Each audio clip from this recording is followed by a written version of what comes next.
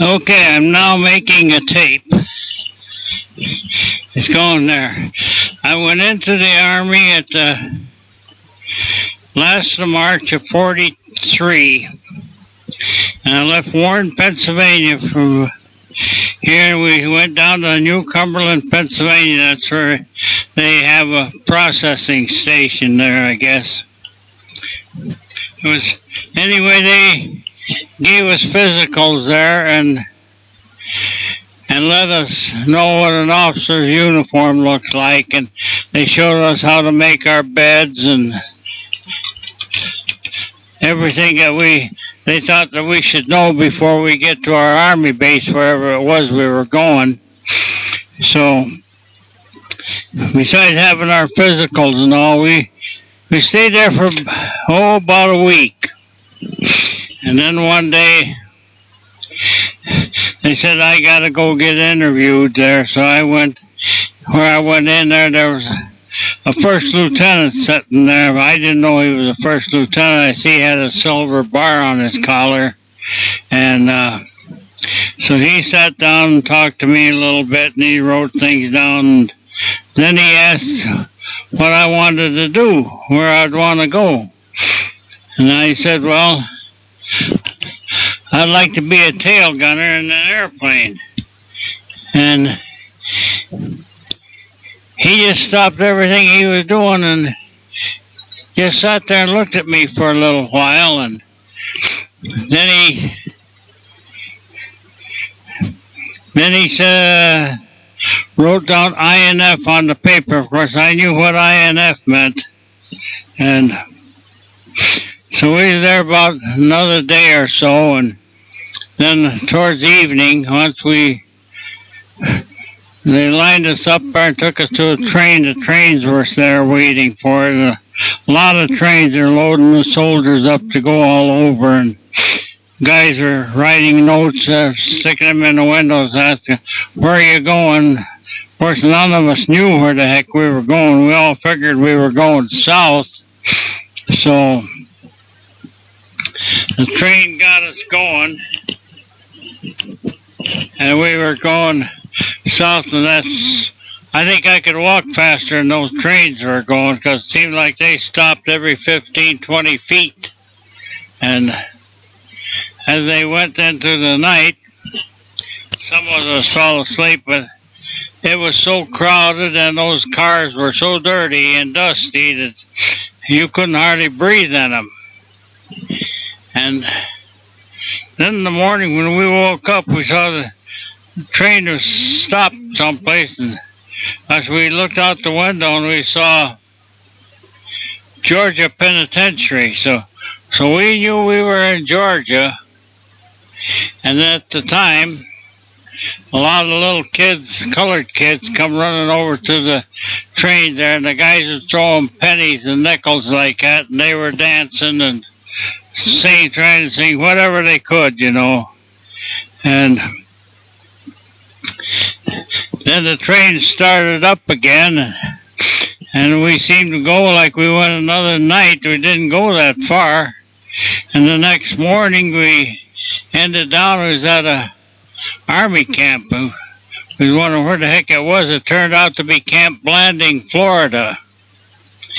And there was a batch of officers standing there, and our duffel bags were unloaded, and they had us pick our own bag up. Each one of the officers took us to wherever we were supposed to be. And they took me to 264th Infantry Regiment. I was in F Company there. And there we were restricted for 7 days there. They gave us physicals every day and checked us,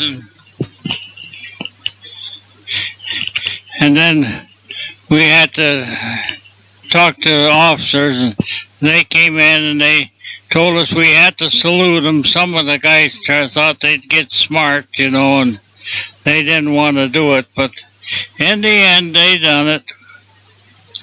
And then we start physical training. We'd go out there and we had a guy he was Lieutenant Fisher. He used to pitch for the Brooklyn Dodgers, and he was a physical instructor down there. And he'd give us that, and oh boy, we were out of shape. The first 3 weeks we thought we were going to die. But then we got hardened up to it, and it became easier and easier. And then one time we had a 25-mile hike that we took. And then we camped, bivouacked out in the woods. And then the next day we had to march back to the camp. And as we got back to the camp, well then we would go ahead and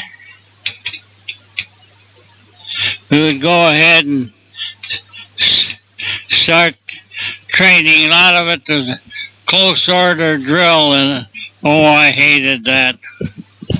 And then they'd give us some kind of problems that they'd want to work. Nothing much that amounted to anything. And so that was the first 12 weeks like that we spent right there at basic training. Of course, a lot of the guys was asking, when are they going to get a furlough? They just got there. So the officer said, you just got here. What the heck you want a furlough for? So we were in Florida for from April until around August. And then August came and they moved us to Camp Robinson, Arkansas. That was 6-man huts they had there. And they were nice, but the place was awful dusty. And that's where I volunteered for the paratroops. And I had to wait, and gosh, I wasn't hearing anything, so we had a company clerk that would go up to regimental every day, and he'd come back, I'd ask him, and he didn't hear anything. And one day he told me, he says, write a letter to the regiment division commander and ask him. So I did. And then word came down that I could go. He didn't care whether we stayed or went. So I went ahead and got everything going that I could do. And then one day I had to go up and get another physical to see if I passed it or not. And I guess I passed it because it wasn't long and I was on my way to Fort Benning. And that's where the jump school was. So they were tough on us right from the beginning. Well, you didn't have to only look crossways, and that guy would make you give him 50 or 60 push-ups there. And then the first week in jump school, we had physical training. That's all we done is physical training the first week. Well, then the second week, we got there, it was learn how to pack a chute in the afternoon, and we had some physical trainings in the morning. That's jumping out of those man-made towers and all. They were 20-some feet high, and you'd jump out and you'd be on a cable. You couldn't hit the ground. There was nothing could hurt you there. But that's where most of the guys quit. So I passed that all right. We jumped out of there and we never hit the ground. We just rolled away. And we did that for the second week. And the third week, we had some learning how to pack the chutes. We had to pack our own chute.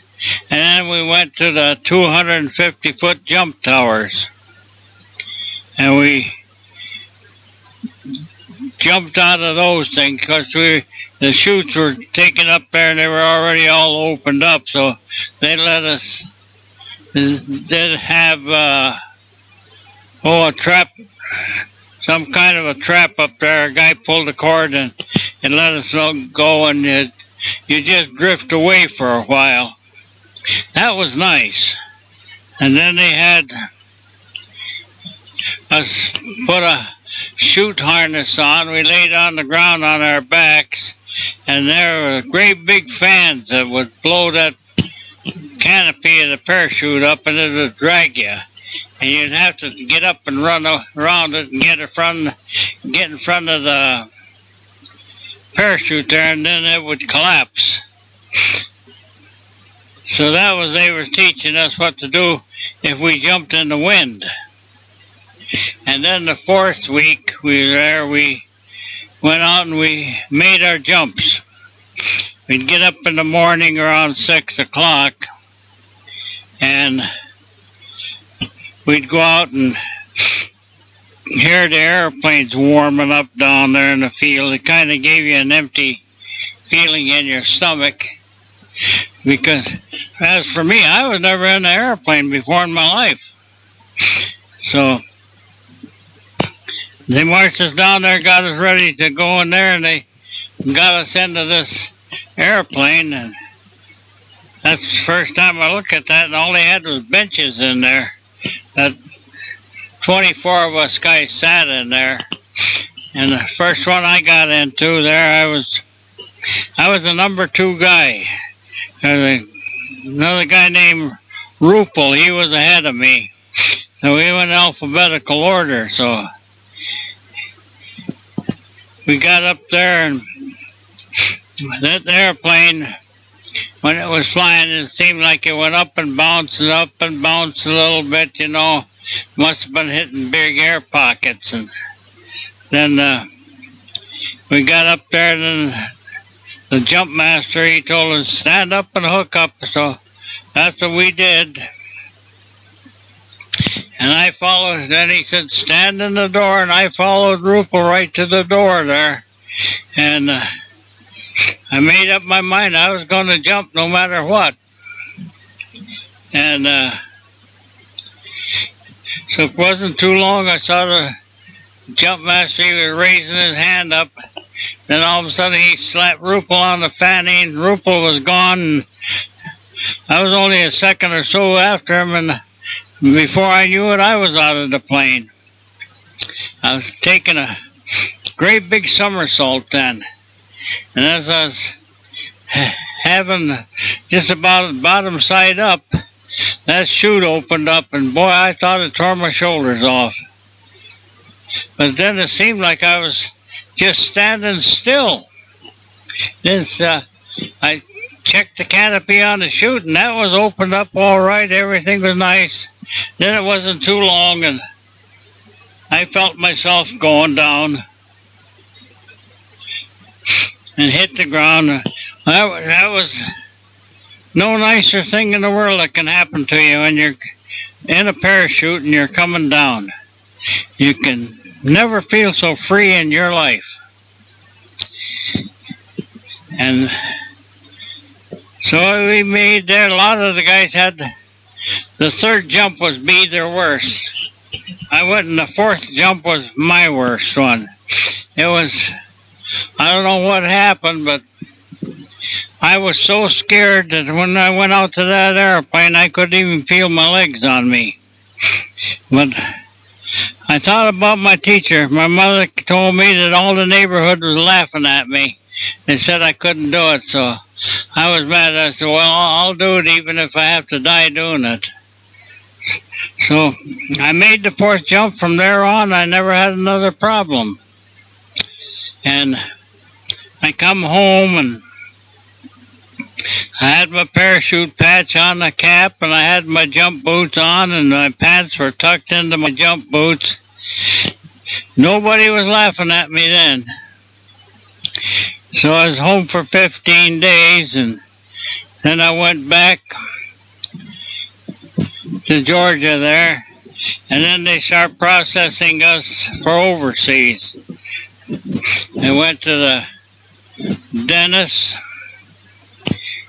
had my teeth filled that needed to be filled, and he filled them in just a few minutes. I guess they figured a lot of these guys ain't going to come back home, so they weren't too concerned about our teeth. From our teeth, we went to Fort Meade, Maryland, and there the cadre and officers there, they were awful mean to us guys. I don't know why, but they were. And then from Fort Meade, we went to Hampton Roads, Virginia. That's the port. And we were there for, several days. And then one night they herded us up and took us over to the docks, and there was a Liberty ship sitting there, and it was all loaded up. The middle of that ship was only about 6 feet from the water, and they loaded us up, and during the night the ships left the harbor, and we woke up in the morning. We were out in the ocean, and we didn't know where, but we were going south down through the country, and around, we went around the Azores and Bermuda and that way, and we went like that it was on the ship for 28 days. And one day we got into Gibraltar, and there was a batch of LSTs with us, and they took off. They left for England, and our ship was getting ready to go to Italy. And so we stayed in Gibraltar for a couple days, and sharks were swimming all around the ship, and the British were out there, and they were dropping small depth charges there in case some Spanish or German spies were trying to get into Gibraltar. They would kill them with those depth charges. And then we got ready there, and the ship took off again, and there was a British submarine ahead of us, and they went away, and all of a sudden they disappeared. We didn't know where he went, and we got, I think it was around the 1st of April then. About 4 o'clock in the morning, the alarm went off. There was an air raid coming over us. And boy, that was scary. We were just terrified, most of us. Because there, we didn't hear nothing, just a lot of shooting. All the ships there had 20mm cannons on them. They had that, and they were shooting them. And I finally got out on the deck of the ship. That's where I was supposed to be, but they had us all locked in. We couldn't get out. But when we did get out there, we're looking, they were still shooting. The sky was just red with tracer shells. Every 5th shell was a tracer, and it was all red. And we shot down 2 planes of theirs there, but they hit 1 or 2 ships. They didn't hit our ship because we was on an ammo ship. It would have blew up. So we sat there on the deck, us guys, half a dozen of us, and we saying, well, that wasn't so bad, you know. But our knees were shaking so bad that we couldn't hold them still. And a day or 2 later, we got into Augusta, Sicily, and I'll be darned, they stopped there again for a while. They stopped there for a day or 2, and we stayed there. And there was one ship that was sunk there, and it went right straight down. All it was just the smokestack was sticking out of the water. It was sitting right upright. And the Italian guys came out there, and they were wanting to sell us oranges. Had old crate loads of oranges on carts there, but we couldn't get out there. And then the ship took off again, and next thing we landed in Naples, Italy. And they got us off the boat as quick as they could because the Jerrys were bombing Naples every day. And the guys got on there and they were unloading the freight off of the ship. Had trucks waiting there and they'd haul it right out. And I guess the Jerrys never come there with the planes that day because we didn't hear anything. And then we got up not too far from Casino.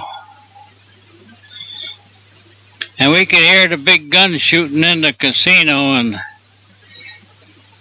and we were a little bit concerned about that, but they had us in a repo depot. And so we weren't called up for anything. We were just going through physical training again, you know, and marching. And then one day they loaded us up again and they put us on the car. They headed south for, we didn't know where we were going, but we were going to Sicily. So we went down through, and them trains were burning soft coal, and they'd go into them tunnels in the mountains. And that smoke would almost kill you when you was going through there. And then when you got outside, it was sure nice to breathe fresh air again. Then we crossed over from the toe of Italy over into Messina, Sicily. The train, they had trains could get on barges there. And they took us over there, and there we were staying there for a day or two in Messina, and that was bombed so heavy that all you had to do was hit the wall of a house with your fist, and the whole darn house seemed to shake. And then they started us right down. Of course, those trains, they didn't go very god darn fast. So we looked ahead of us there, and there was nothing but railroad tracks ahead of us. And finally we went through Catania and Sicily and some other towns, and we ended up in Trapani, Sicily. That was an Italian military base. It had big barracks there. You could hold 1,000 men in those barracks. And we were there for 3 or 4 weeks, doing nothing much, just monkeying around. And one day they had us put our combat gear on, put our rifles up, and put bayonets on the rifle. And they marched us right down through the town. We didn't know it, but they said the Italian population was getting kind of belligerent there, so they said they get a good look at us and they'll cool down. So we marched right down through the town, clean to the water's edge where the harbor was, and turned around and come back. And the Italian population, they were out there all right. They were on both sides of the street looking at us. And then we came right back to our barracks again, took off all of our combat gear and got our fatigues on again. And then one day they said, well, they're going to move us out. They moved us out into a big field someplace where they put up a whole mess of tents. So we went and stayed in those tents for a while. Then one day we heard a rumor. Of course, you know, there are a lot of rumors in the Army that there was a parachute outfit came to Italy, and they wanted replacements. To come to find out, it was no rumor, it was actually true. It was the 517th. So, a whole mess of us guys volunteered for it because we said, well, we won't stay in a hellhole like Sicily. And we went up to,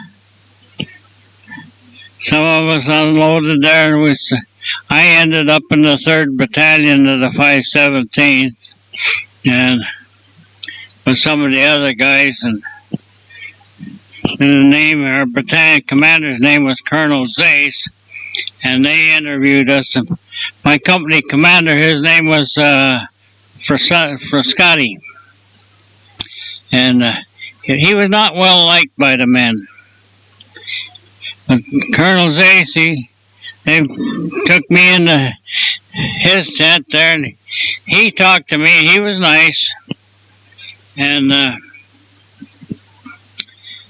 so he said, well, he hoped that us like it there with them. They do their best to make us welcome, and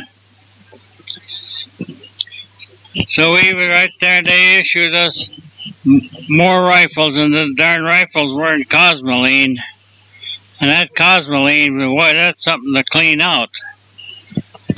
And they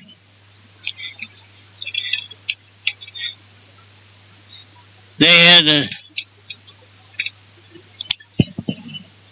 us, after we cleaned them out there, they gave us a pass to go to town there, but we didn't do anything here.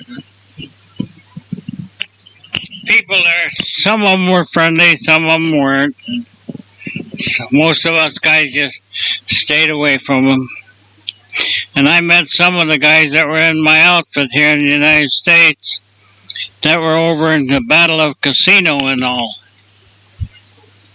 And they said just how bad it was. Well, then a week or so later, they put us on LSDs, and they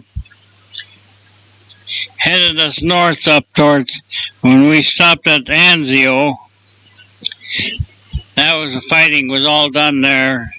Just the harbor was there, and we stayed there for a while, and then from there we turned north again and ended up in a port called Cézaire.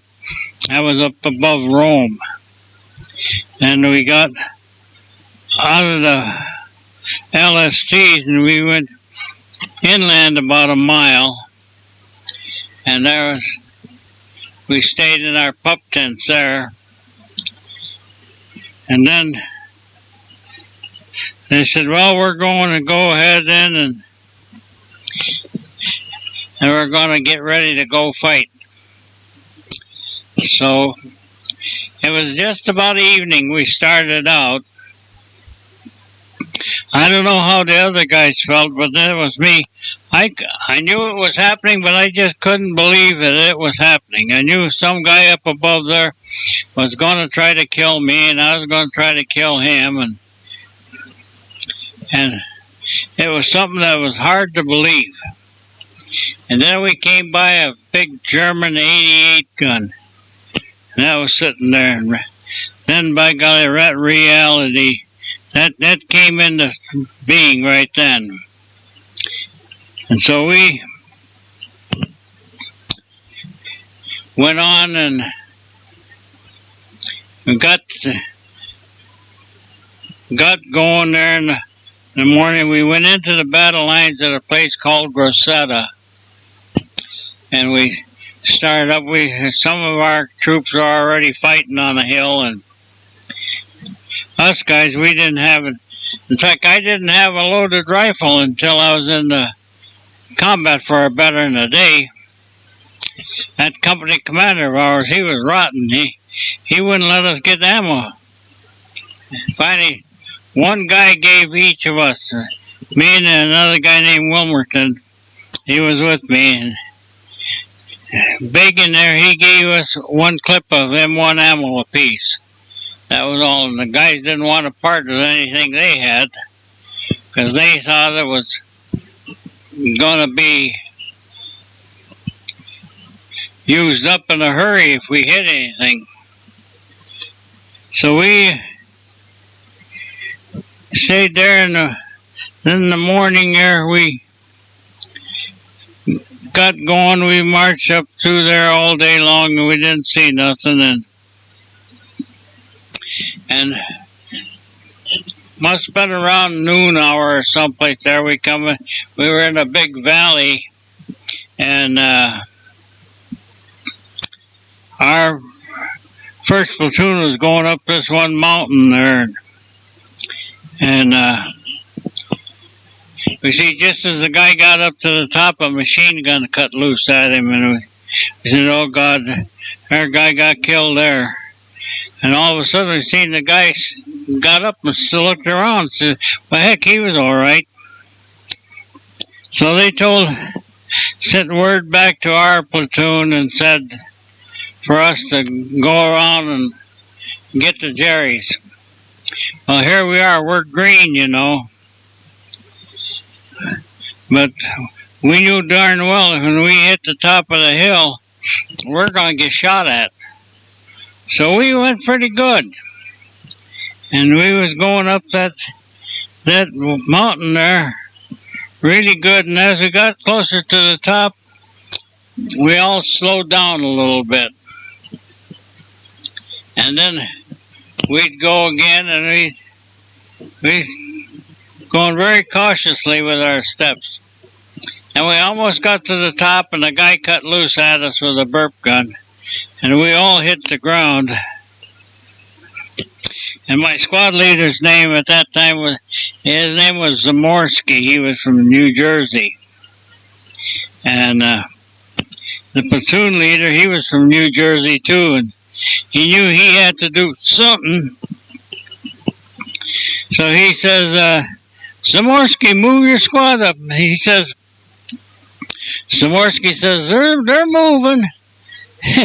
We were all laying there like logs. The Germans could have come over there and killed us with sticks.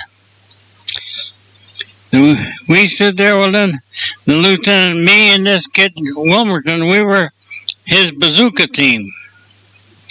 So Lieutenant Feeney, he knew he had to do something. So he runs forward, and nothing happens to him.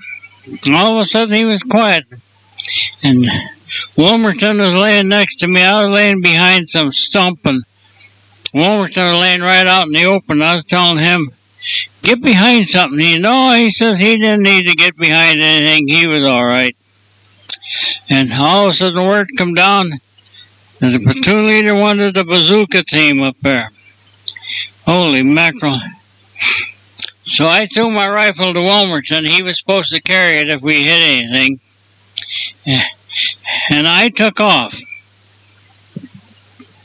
I think I had my nose right in the ground when I was running there. They might have shot me in the fanny, but they sure wasn't going to shoot me in the head. And I run up there, and after a while I seen where the lieutenant was.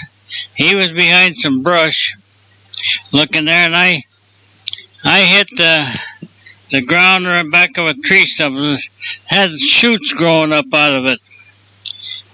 And I looked around for Wilmerton, and my God, I was all alone. There I was, had an empty bazooka, no rifle or anything else. And I was calling him in whispers.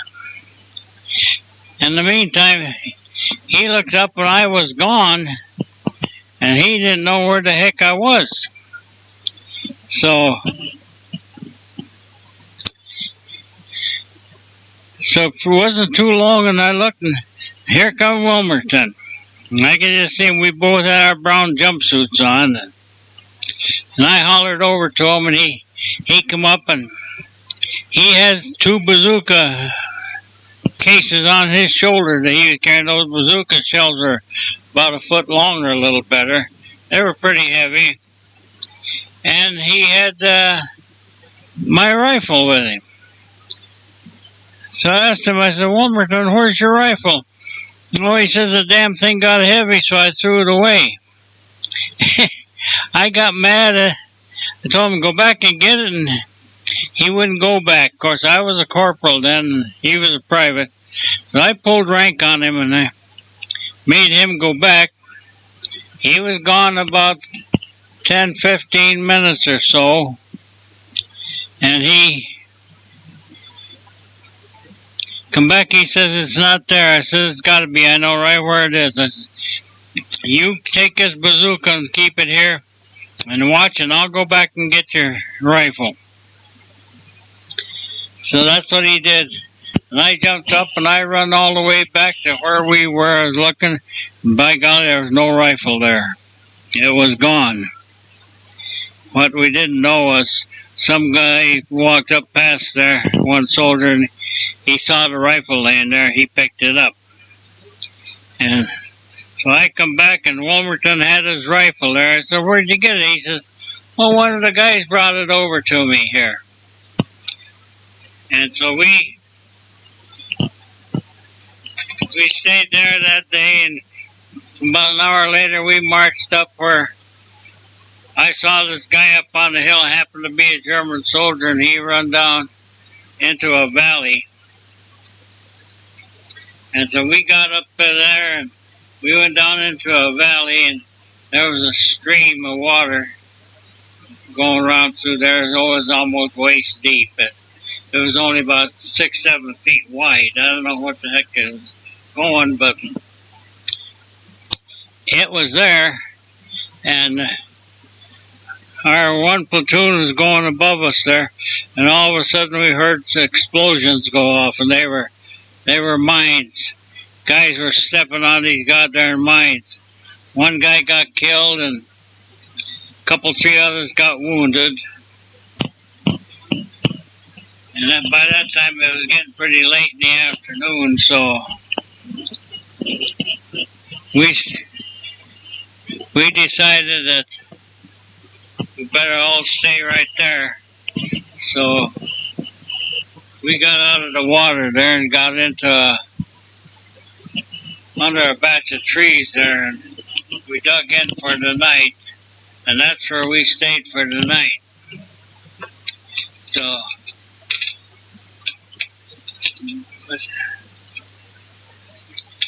something is funny though, you know. I heard World War II veterans talking about it. And that was when we see these guys get killed and all. It was so terrifying you couldn't believe it. But when we went to sleep at night, I don't know what happens. God does something to you. When we woke up in the morning, we were all together different guys. We didn't have the fear like we had that day. When we went into battle, we were scared, all right, but it was never like it was the first day. So I'm going to cut off now for a while.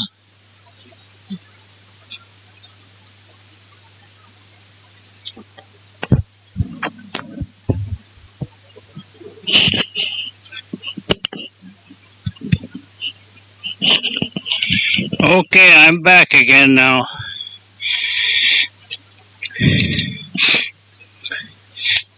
When we finished the first day up there, and after that we went a few miles up towards Leghorn, and I think we got up to a place called Flonica. That was on the coast. And then right after that they put us on trucks, and we went down to Frascati. That was about 6-7 miles below Rome. And we stayed there from June until August. But in the meantime, when we were down there, we had passes to go to Rome, so I was in Rome a couple times. The biggest thing was everybody wanted to see what St. Peter's Cathedral looked like, so I was in there twice, and I'm telling you, you can't remember what you see in there. So a few days before we left, we all went to a place there in the regimental area there, and there was a guy, and they put 5-gallon pails over our heads, and they sprayed our clothing with camouflage paint. And that paint dried as fast as it hit the clothing. So when we got done with all of that, then they put the whole regiment in, and that was up probably about the 12th or 13th of August. And we went back above Rome there to the airfields. They had airfields right in the field. They had these corrugated plates of steel or they could put together, and they could just go for miles with those things. And they had us right there, and we saw the Japanese 442nd Regiment was up there, and them guys were playing football, and they were playing that with their bare feet. They were kicking that ball. And we watched them, and then on the 14th at night, we were told we were going to jump the next morning, and we were given sticks of camouflage paint to paint our faces and all with, and so all the guys spent a lot of time just painting all kinds of marks on their face. A lot of the guys wanted to look like Indians there, so they tried to mark it. I tried that too, but it didn't work too good for me. I didn't know what the heck Indian signs were, so we got that done. And then we waited there, and about 10:30 or so, our battalion commander, Colonel Zace, he come over to talk to us, and he was saying, don't worry about the other guy, just make him worry about you. When you see him, you kill him. So about 1 o'clock or so, we marched over to the plains. They were probably 400 or 500 yards away from us. Had all equipment on us, and boy, we were weighted down. When we got to the plain, a guy had to reach down and grab our hands and pull us up into the plains, because we couldn't even lift our feet up that far. So the planes got loaded, and we all sat there. Nobody said anything, and we got going to the field there. The pilots, we didn't know, but the pilots were greener than we were, and we were green. And so the planes, when they got to the end of the runway up there in the field, they always gassed them up there, and they had to make sure that the engines were going good. And the pilot did that, and they gassed them up, and the back end of that airplane was just bouncing up and down. And then they started to move. It just took off, and seemed like it was going and going and going. We all started to wonder, when the heck is this plane going to take off? It was really loaded heavy. And finally, after seemed like an hour, but it was only a few minutes, maybe 2 or 3 minutes or so, the plane, we could feel it started to leave the ground. And after we were in the plane for a while, this was probably about 1 o'clock in the morning, the crew chief, he came back into the compartment, and he says, boys, we almost ran out of runway. There, the plane was loaded so heavy. And so we all sat there. I was the head of my machine gun section. I had to make sure that they went out. And we had equipment bundles under the wings of the plane.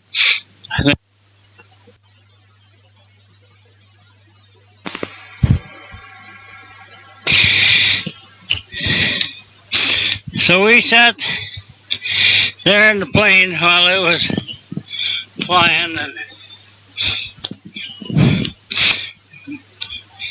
and nobody said anything. I think everybody was wondering. I was wondering what all the families back here was going to be thinking about noontime then, and I was kind of wondering whether or not they'd be alive or dead. But the airplane just went, and we sat there, and finally, about 2 hours or better went by. We were in the air that long.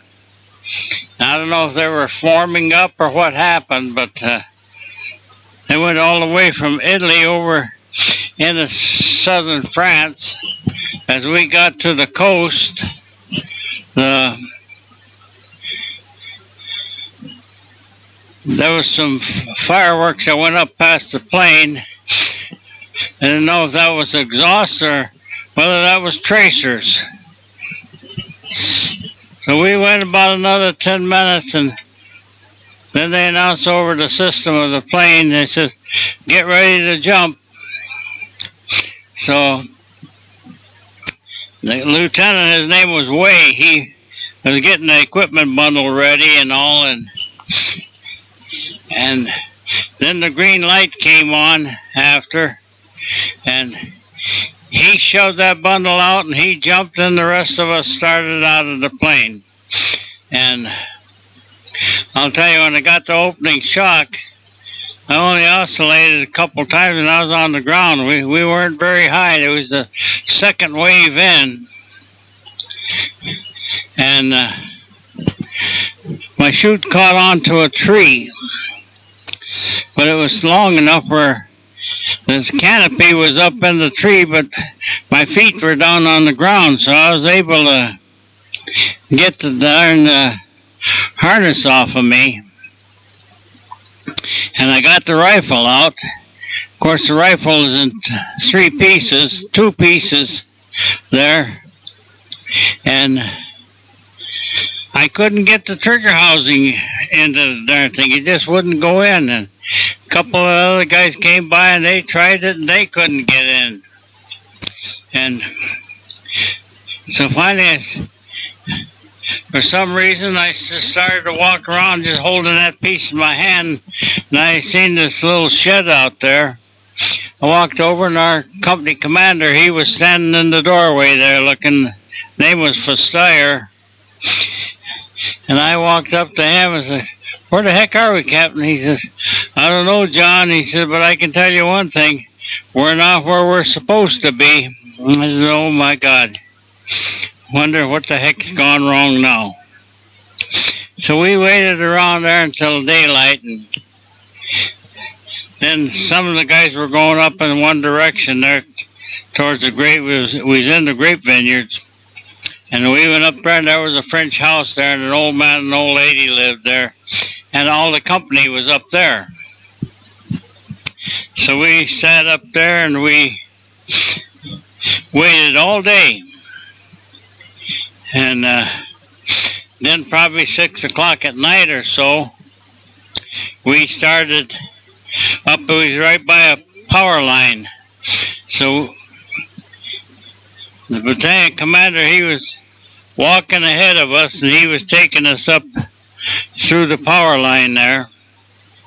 And we got out onto a highway, and we started going down the road. It wasn't too long, we were out of the bend, and here come a French policeman on a bicycle. And he told us there was nobody in town there. We were right next to the town, but we didn't believe him. We were walking down through, but we were watching everything just as close as we could. And we got a little farther, and the whole town was out there. The French people, all of them were there. The old men, they were out there with jugs of wine, or they were giving wine to the kids, to the troopers. And the little kids were singing the French national anthem, and they were throwing flowers on us. I don't know where the heck they got the flowers in, but they had loads of them. And the girls from 16 on, they were walking in amongst us and they were kissing us. That was a nice war to fight like that. So we were looking at the rooftops and the windows and all that to see if there was a machine gun pointing out at us. But there nothing happened. We went through the town and we walked for maybe an hour, and then we stopped and the Colonel says we'll spend the night here. So we spent the night, and the next morning, August, boy, it was hot. We woke up and we got ready to go, and the French people that lived along the way, they were coming out there and they were cheering us on, and me and this kid Wilmerton from New Jersey, we were awful thirsty, so they said we'll get into our regiment here pretty darn soon. So about an hour later we got to where it was close to the regiment, and we saw a farmhouse sitting way out there in the grape vineyard in the middle there. So me and Wilmerton, we were so thirsty, we says, we're going to run over to that house and get some water to drink. We got over there, and the Frenchman, he had wine out there, and he must have got the stuff out of the bottom of the barrel because it all looked like mud.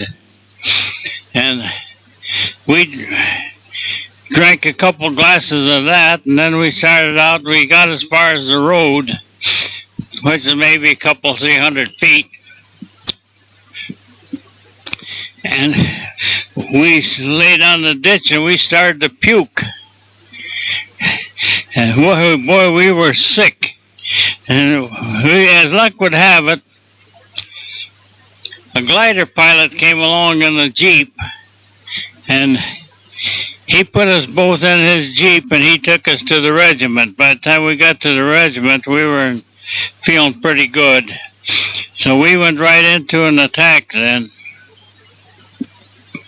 And I don't know what happened because the Jerry's must have pulled out on us.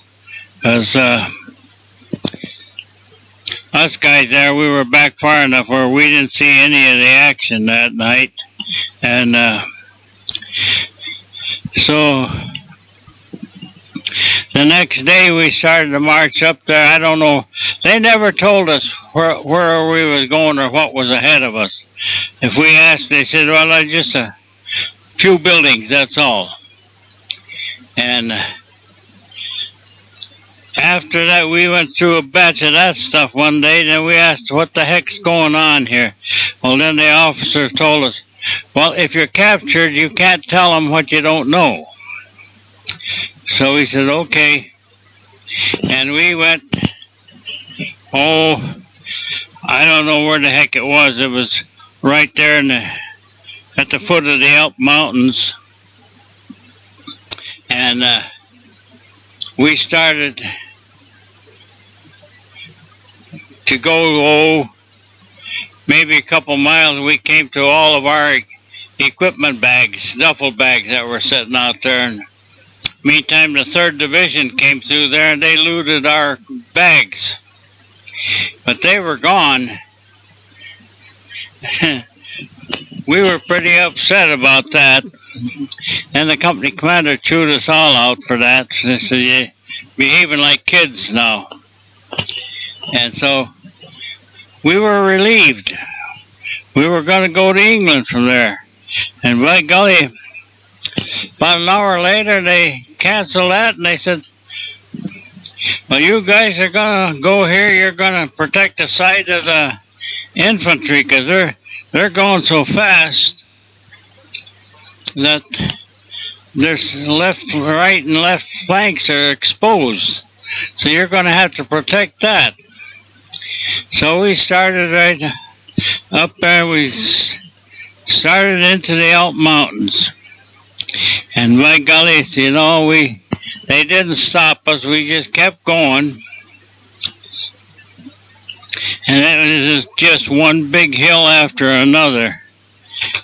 And we went like that for, maybe a week or better. We climbed those mountains, and them poor guys that had 300 radios on their back. You see, they were crawling up those mountains on their hands and knees because those radios were heavy. And we ended up on top of a place called Tedelavina. That was a big mountain up there. And the town of Sospel was below us.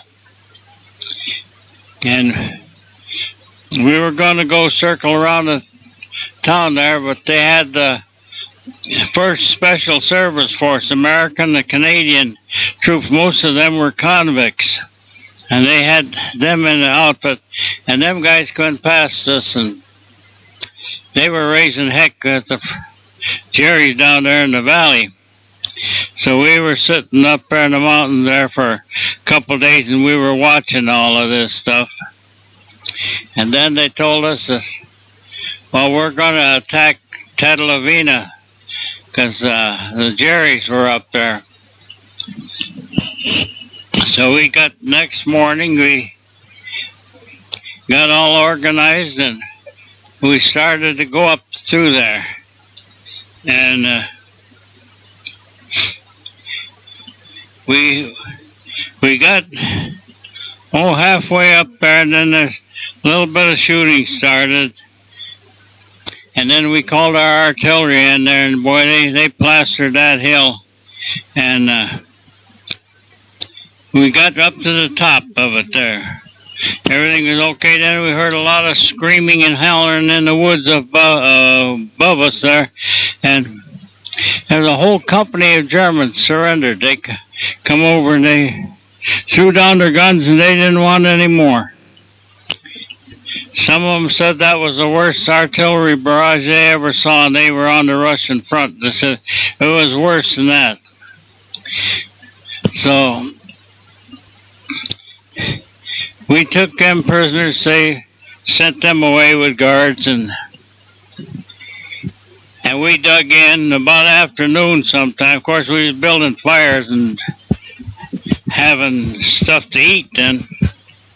In the afternoon, artillery come in on us, and we captured a couple Germans in the next day or so, and they said once they looked up and seen the fires up there, they knew darn well it wasn't their troops. They knew it was us, so they shot. So we stayed up there for a couple weeks, I guess. It was in the fall of the year, and it was raining, and the mud was there, and the trenches, slit trenches, were all muddy up. And then we went from there. We went up to a place called PIR, and there was a big French barracks up there that we went into, and then we went out on a patrol one night. I was in that patrol, and we were going to go blow some French cannons up. We could see them way on top of a mountain up there, and looked like there was a big viaduct at the bottom of the hill that we were going to go down on. So we went down there, and my platoon sergeant, when we got down there, he took 3 guys with him, and he said he's going to go up to the other end of this viaduct, which is probably 300-400 feet long, and he says, we'll make sure it's all clear. So the rest of us guys were laying down on the ground right there, and Castingay went up there. It wasn't long, and we heard explosions up there. We said, what the heck is that? And pretty soon Castingay, he come down there, he hollered for me, and he said, there's guys laying in the minefield up there. So we ran up there, and there, sure enough, the 3 guys were in the minefield. And one guy, he was able to crawl out of there. The other 2 guys were hurt so bad they couldn't. One guy's name was Bacon. He weighed about 240 pounds. And the other guy's name was Shoemaker. He was just a little bit heavier than I was. We got there, and I don't know why I did it, but I crawled into that minefield, and I got a hold of Bacon, and I put him on top of me, and I backed out. I got him up to where the other guys were, and then I went back in and got Shoemaker out there, but he was busted up so bad he must have stepped right on the darn mine and it went off. And he was just begging us to shoot him, but nobody would do that. And we got over to where the rest of the guys were at the bottom of the big mountain that we came down on, and Biggin was gone. They took him up over the hill, and Shoemaker was laying there, and we see it wasn't too long and that he was dying, and he died. The lieutenant wanted to go right away. I said, well, just wait a minute there, let's see what happens here. Maybe we won't be able to go. So we waited there till almost daylight, and then we went up on the hill back to where we started from, and I got to where the rest of the platoon was, and then we all formed up and marched back to these French barracks that we were staying in. In the afternoon, I woke up. I slept all that time, and my platoon sergeant came over with a couple of guys, and he says, "You're up for a medal." I didn't know what the heck. I didn't do anything to get a medal. And so we stayed there for a few days more, and then they called us down. Our F company took Sospel. The Germans left, and we went out in there, and we were waiting for replacements to come in, and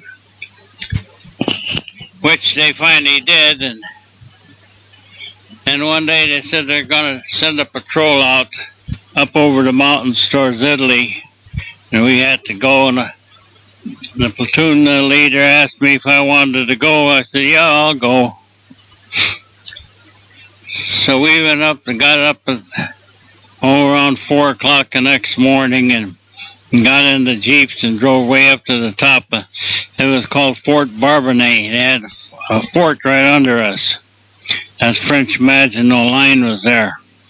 And so we all started down through the woods. And we got several hundred yards down through the woods, and we looked, my God, there was another fort there. And there was a open doorway to it, and beyond that fort there was another great big French army barracks there. So we looked around there for a while, and 4 or 5 of the guys went over to the French barracks there, but there was nothing in there. It was all busted up. Windows were all busted out, and so they came down through, and these guys, and they got up to where this fort was that we first saw. And that's one of my men, his name was Teodo. He was from California. He went up there. We see these air embrasures they had there. Teodo looked aside, and there's a German standing guard at the doorway, but he didn't see him. So Teodo got up and he run back to the other guys, and they come back. They said the goddamn place is full of Germans. So we said, well, that's what we got to know. And so we walked back up to where we started in the morning, and there was transportation waiting for us there. And we got into all these vehicles, and we went back to the barracks at Sospel where we were. And we were there, for a couple more weeks. We were up in the mountains there, looking around, standing guard mostly, and calling in artillery every now and then. And then one day was in the barracks, and here come two new lieutenants. And we could see that they didn't have no battle experience, you know. They had pads in their hands and whatever we said they were writing down, you know. And we told them, whatever you do, stay off the paths, because they got booby traps on these paths there, and you'll walk right into them. And a couple days later, we left there, and we started for Nice. We were going there, so we had to walk from Sospel, clean up over those goddamn mountain roads, and we ended up down at Nice. And then we had some pup tents set up in something like a little woods, and we were there for a while. And then one day they said, you're going to northern France, to Sassone. And we got onto the trains, and we started up through there. And of course, those trains weren't going. They were 40 and 8 boxcars, and they had those cars crammed full of guys where you couldn't move, you couldn't sleep or do anything. And unless you were sitting up, if you were lucky enough to get a place where you could sit up. But there wasn't any room to lay down. But finally we got to Sassone. It was in December. And they said, well, we won't do nothing until springtime now. So they said we were getting ready to get passes to go to Paris and all that. And then we heard that the Jerry's made an attack in Belgium and they're coming through. So what the heck? Well, we weren't too concerned about it because we figured our outfits could take care of them. And then all of a sudden we were alerted. The company commander called us in and says, we're going up, there's a batch of buildings up there. We got to go up and clean those Jerry's out of there and we'll come back. So they brought semi-trailer trucks and they loaded us all in there. And the truck I was on, we got up there in Belgium a little ways, and the truck broke down right by some people's home there. So we went over to the home, and we said there, and the house was built, and the house and barn were together, but you couldn't smell no barn in the house. And you said there they had a spinning wheel in there. A young guy was in there, and his mother and him were trying to get that spinning wheel going, you know. And us guys, we wanted to see that darn thing work. And none of us went into the barn. In the evening, the old man, he went into the barn. He done his chores, I guess, and he come back. And about 11 or 12 o'clock, they told us to get a reload on the truck. The truck was ready to go, so we got on the truck, and we got someplace up in the Bulge, up there in Belgium. I don't know where it was, but the 28th Division was there. We saw them. They had you can see the shoulder patches they had, and the patches on their helmets was a keystone, you know. And we knew that was the 28th, and we stayed around them for a little while, and then they said, well, you're going to make an attack or someplace. So me and the guy named Russell from Kentucky were about the only two guys that weren't hit yet. So I asked Russell, well, who's it going to be, me or you tonight? He says, it's not going to be me. He said, I'll tell you right now. And by golly, he was right. So we went there and we We was out in a big field, and there were a lot of American tanks out there, and they had 50 caliber machine guns on them. And this was about 9 o'clock at night when we got there. And there was a Jerry reconnaissance plane. He was flying around. We could see him. It was a white plane, and he was maybe 300 feet up or so. And he was flying around in a circle, and them guys were shooting at that plane with their machine guns, you know, and I don't think they ever touched him. Because he'd circle around and come right back around again, and they'd let go with those machine guns, and he was still flying. And about 2 o'clock in the morning, we got ready to leave, and that plane was still flying around there. And we got... all the way down, we heard the tank going in town, and we heard artillery, big artillery was shooting in there. And we got to where our line of departure was, and they said they're going to call in a batch of artillery for us. And they did, boy. After they fired 8,800 rounds in 20 minutes. I don't know how many guns were shooting, but there were a lot of them. And that's where I got shot on the 27th of December, which is today. Today's the 27th of December, my anniversary, so to speak. And shot the gun right out of my hands, and I looked at it, and I got up, and the gun laid there in 3 pieces of trigger housing, and everything was blown out of it. So picked up whatever guys we could, and we took off. We got into the town. That town was Montauroux, Belgium. And we went, all I had was a pistol, and I had one of my men, his name was Cleo Browning. I had him with me. And then I'd hold a hand grenade, he'd pull the pin, and then I'd throw the hand grenade. And we went through town like that.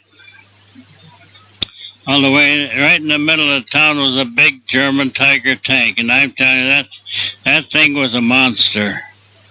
It was big.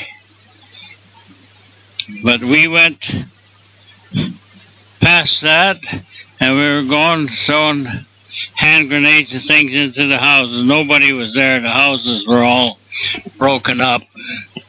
And we came to this one house, and we decided, well, we'll throw the hand grenades. Then all of a sudden we decided, no, we're not going to do anything to this house. We're going to go by it. So we went by it and got right to the end of town.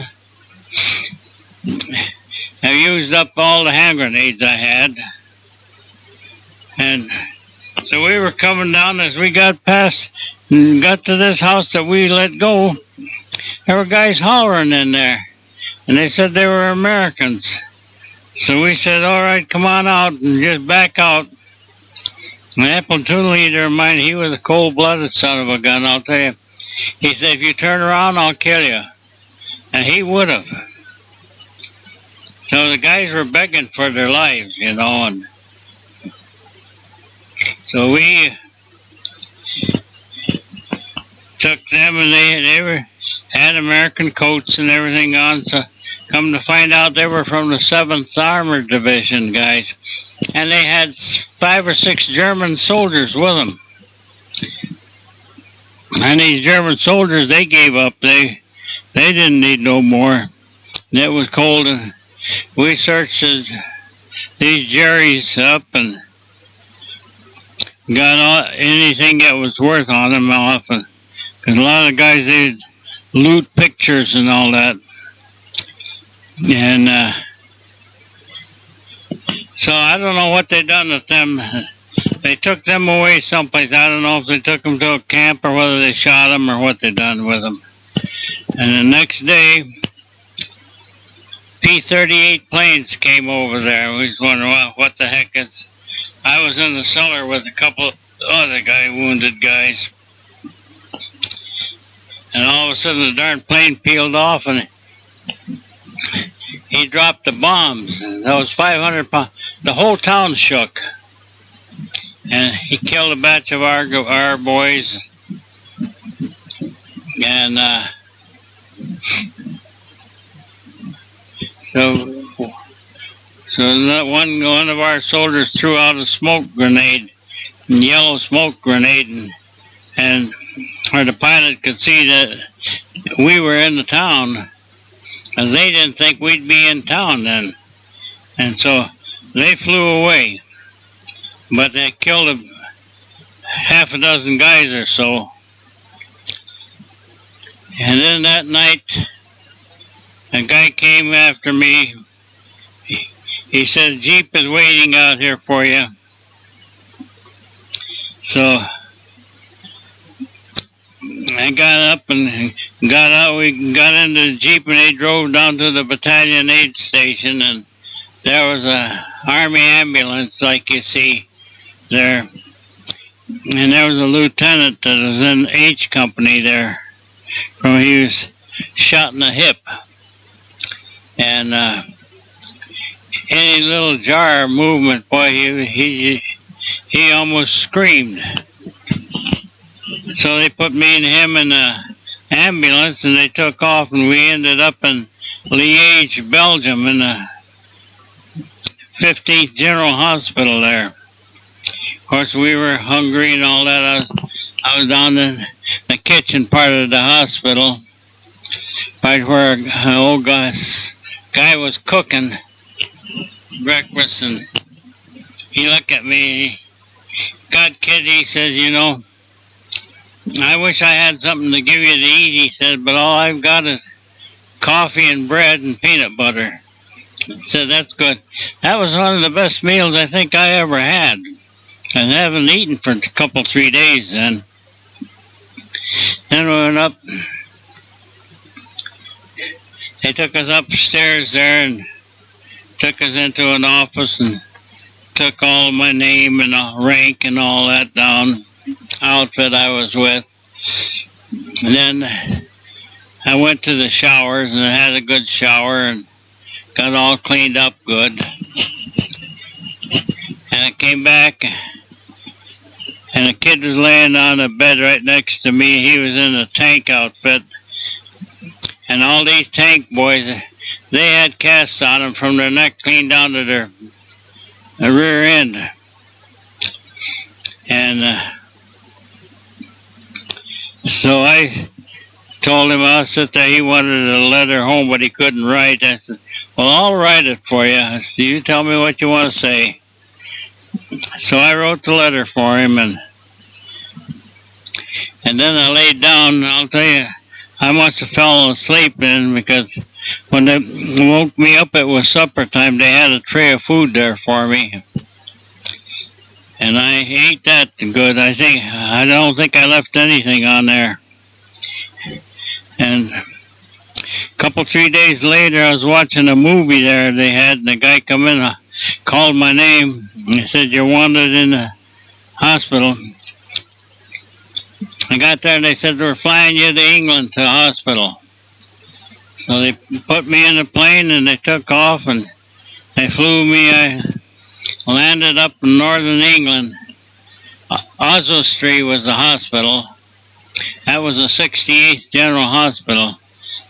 Pulled in there. And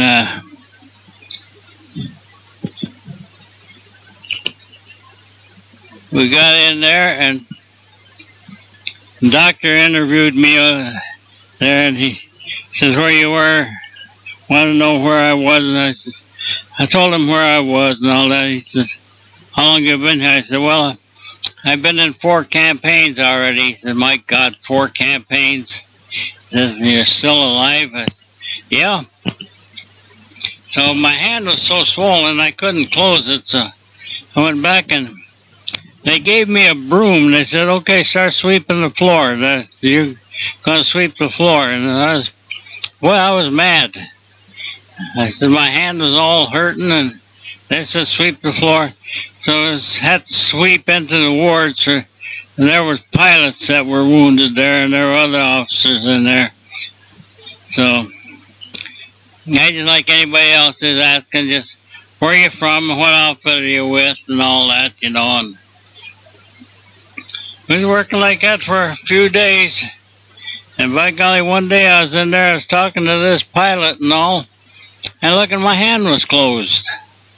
And see, now that's what they done. They put me on there to hold that, and my hand got closed. And then, a couple weeks later, they said, you're going back to your outfits now.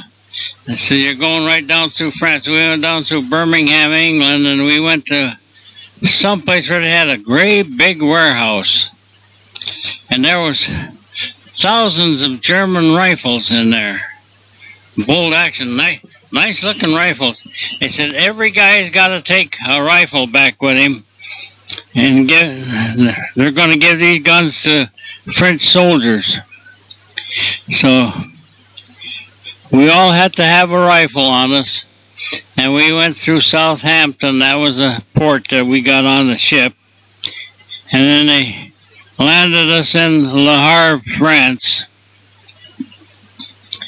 and they had shells there from big German guns laying there. Those shells must have weighed a couple ton apiece out there. They were probably 6 feet long. And they must have been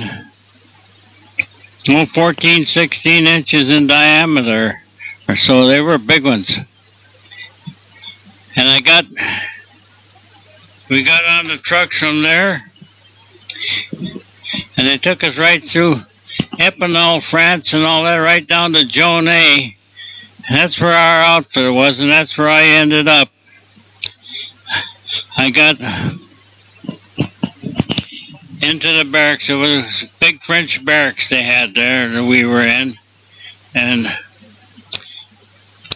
so I went in, I was with the rest of the non-coms in there. And we stayed there for a while. Then the weather broke. They said, well, you're going to be going into Germany now. It was going to be on a Sunday. And so we got loaded up and we went up to Lille, France. That was all level places. And they had a big airfield up there, and they had these new Curtiss C-46 transport planes there. And the pilots had to get in their flying time, so they'd load us 50 of us into a plane. If we wanted to go, we could go for a ride with them. And so we went into these planes, and the pilots flew up, and the French farmers were dragging their fields. They had 4 horses pulling the drag. The drags must have been 20 feet wide or so. And the goddamn pilots, they come down to their plane, they buzz those horses with their planes, and that darn horse would stand right up on their hind feet. And the Frenchmen are holding the bridle there, and the horse would pick them guys right up off their feet. And they were shaking their fists at us, and we were getting a charge out of that, us guys were. And the pilots told us, for God's sake, don't say nothing, or we'll never get out of jail. So we didn't say nothing to them, and after a while they quit buzzing these horses. And then all of a sudden one day they said the war is over. You're all done. So that was, we never got to jump again, and we went back to our outfits. And then the High Point guys came in there, and I was getting ready to come home 3 times after that. Each time I got bumped back because there was guys at higher points than I had. You had to have 85 points to get out. I had 84. And that 1 point kept me in the Army. So I ended up with the 101st Airborne. And I didn't get home until I got discharged the 28th of November, 1945. And that was my end of everything that I can tell you about. But we had one good-sized battle that we fought. and that was Saint Cézaire. We had, it was on the 22nd of August, and we got, I don't know what the name of the town was. It was a town before that, and we were in that town for 3 or 4 days. And then we went from that town, it was going down a hill. We got down the hill into a valley, and then we started up the hill. And we got about halfway up there, and boy, I'll tell you, they machine guns, they started shooting machine guns and mortars at us. And those mortars there, they were throwing them things, and shells were coming in, but a lot of those mortar shells were duds. They wouldn't go off, so we started an attack about 3 o'clock in the afternoon, and we fought until it was just about dusk whenever we got to the top of the hill. And our artillery came in there and killed most of the Germans, I think, because I had 2 guys with me, and we got there up on top of the hill, and we started through there, and then I see a couple explosions landed not too far away from us. I see one guy fall over backwards, and I ran like heck forward, and it was all terraced off up there. Terraced off, I mean like big steps that they had things in the mountains there. And I ducked behind it. It looked like a big rose bush of something. And then I got up around, and I had a Tommy gun, and guys didn't want me shooting that. And I jumped around this rose bush, and I jumped right over a German. He was laying there. A young guy, just about like my age. And I took a couple steps, and then it hit me. I remember what a Polish soldier told me in Italy. He said, never go past the dead Germans. He says, a lot of boys, American boys, paid the price at casino for that. And so I turned around and looked at him, and by this time I looked and God, here come the 2 guys I thought were dead, and they were all right. And they come and sat down beside me, and we stayed there for a while, and I told one of them, I said, you better shoot him and make sure he's dead. Says, one guy, he had a little carbine, he shot that, and that was little, and the German started to scream. And so the other guy finished him off with an M1. And then we hollered over to the rest of the guys, said, watch these guys, they're still alive, some of them. And the next day we got into Saint Cézaire. And that was our battle for Saint Cézaire. I'll catch you guys later.